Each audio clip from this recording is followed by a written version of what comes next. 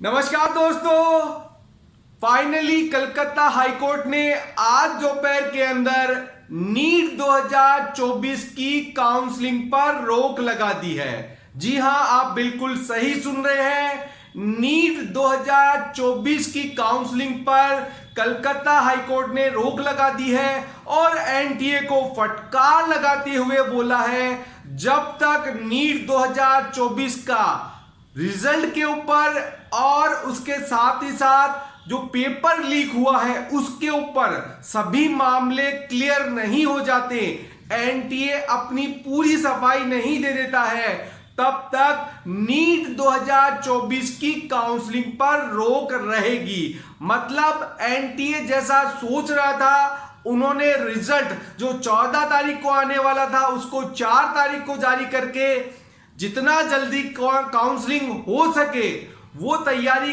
कर ली थी, क्योंकि एनटीए की दाल में काला है और इस बार दाल पूरी ही काली मेरे को दिखाई दे रही है। क्योंकि जिस हिसाब से 2015 में भी बिल्कुल ऐसा ही मामला सामने आ रहा था, बार बार एजेंसी जो एग्जाम करवा रही थी वो अपने को डिफेंड कर रही थी, बिल्कुल एनटीए इस बार हर चीज पर बार बार नोटिस जारी करके उसको क्लियर कर रही है। मतलब अपनी गलतियों को छुपा रही है। आपने सुना होगा, एक झूठ बोलने के बाद उसको छुपाने के लिए 1000 झूठ और बोलने पड़ते हैं। वैसा कहीं वैसा एनटीए करता आ रहा है। एनटीए अपनी गलती को, अपने झूठ को और साथ ही साथ पेपर लीक मामले को और उसके बाद जो उन्होंने ग्रेस मार्क्स दिए हैं, किस बेस पे दिए हैं, उसको छुपाने की पूरी कोशिश कर रहा है। तो कलकत्ता हाईकोर्ट ने स्ट्रिक्टली उनको बोला है कि आप काउंसलिंग नहीं करवा सकते हैं जब तक कि ये पूरे मामले क्लियर नहीं हो जाते हैं। तो जब नीट का रिजल्ट आया था, एग्जाम लगा था, उसके बाद जो पेपर लीक की अफवाहें आ रही थी, खबर आ रही थी, उसके बाद मैंने वीडियो बनाकर बोला भी था, क्योंकि एनटीए एक अड़ियल संस्था है, वो किसी की भी नहीं सुनता है। उस हिसाब से मैंने बोला था री नीट पॉसिबल नहीं है। लेकिन उसके बाद रिजल्ट आने के बाद परिस्थिति कुछ चेंज हो गई है, क्योंकि रिजल्ट में भी उन्होंने काफी बड़े घोटाले किए हैं। जो बच्चा 350-400 मार्क्स ला रहा था उसको उन्होंने टॉपर बना दिया है 720 मार्क्स देकर। ये तो एनटीए के बस में नहीं था, वरना वो उनको ग्रेस मार्क्स देके 800 नंबर भी पहुंचा सकता था, क्योंकि उनका जो फॉर्मूला है ग्रेस मार्क्स देने का वो बहुत ही अजीब है और वो ऑफलाइन एग्जाम के लिए बना ही नहीं गया है। तो इसलिए फाइनली मेरे को अब 50-50% चांस लगने लग गए हैं कि री नीट अब पॉसिबल हो गया है।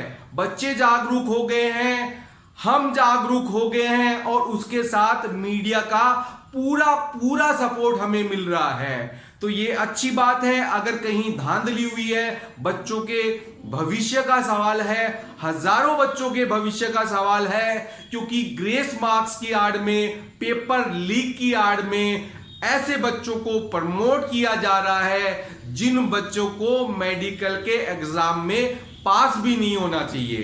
तो इसलिए मैं अब धीरे धीरे सोचने लग गया हूं कि री नीट पॉसिबल है, क्योंकि अगर काउंसलिंग की प्रक्रिया पर रोक लगी है तो जब तक ये पूरे मामले निपटेंगे नहीं तब तक काउंसलिंग होगी नहीं। एनटीए अपना जो सोच रहा था कि मैं जल्दी से रिजल्ट चालू कर दूंगा और उसके 10-15 दिन बाद काउंसलिंग का नोटिस जारी कर दूंगा और काउंसलिंग की प्रक्रिया चालू कर दूंगा, तो अब ये सब थम गया है। मतलब काउंसलिंग की प्रोसेस चालू ही नहीं होगी तब तक जब तक ये पूरे मामले निपट नहीं जाते हैं। तो सभी बच्चों से मैं यही बोलना चाहता हूं, वो थोड़ा धैर्य रखें और इस मामले में अगर कहीं ना कहीं गड़बड़ी हुई है, गड़बड़ी तो हुई है, ये तो 100% मेरे को दिखाई दे रहा है। जब एग्जाम लगा था उसके बाद ही मैंने बोल दिया था कि इस बार कोई ना कोई तो गड़बड़ी हुई है। कितने सेंटर पर हुई है अब ये देखना बाकी है। अब मैं सभी बच्चों के बारे में नहीं बोलना चाहूंगा, काफी बच्चे अच्छी तरह से स्टडी करके बहुत सालों की मेहनत के बाद इतने मार्क्स लेके आए हैं, लेकिन इन में काफी बच्चे ऐसे हैं इस बार जो बच्चे डिजर्व नहीं करते हैं नीट 2024 के टॉपर बनने के लिए। तो इसलिए किसी एक बच्चे के साथ भी नाइंसाफी ना हो पाए, इस चीज को कोर्ट को डिसाइड करने दीजिए। और अब तो सुप्रीम कोर्ट ने भी इस मामले में संज्ञान ले लिया है और साथ ही साथ सुनवाई भी चालू कर दी है। तो आने वाले दिनों में आपको पूरा मामला क्लियर होता हुआ दिखाई देगा। एनटीए बार बार अपने झूठ को छुपाने के लिए कभी क्या बोल रहा है, कभी क्या बोल रहा है, हर कुछ आंकड़े दिखाकर वो अपनी बात को मनवाने की कोशिश कर रहा है, जबकि उसका इस एग्जाम से कोई लेना देना ही नहीं है।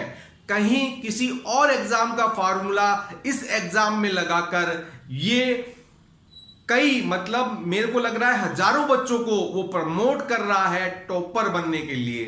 तो अब मेरे को भी लगने लग गया है कि रीनीट इस बार पॉसिबल है। 2015 में ऐसा हो चुका है, मैंने ऐसा देखा हुआ है, और धीरे धीरे इस बार भी ये ट्रेंड वैसा ही दिखाई देने लग गया है।